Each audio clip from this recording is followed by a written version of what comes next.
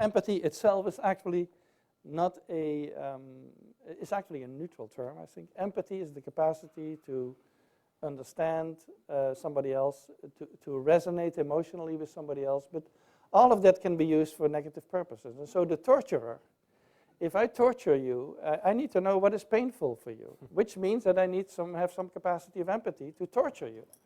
So empathy is not by itself necessarily positive and can be used for negative purposes and is often used for competitive purposes.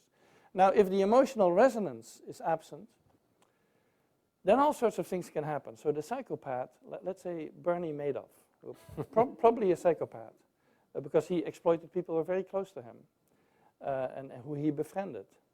So probably the psychopath is an interesting case because the psychopath has this perspective-taking ability, knowing what you want and how you want it and how can I exploit the feelings of this person and so on.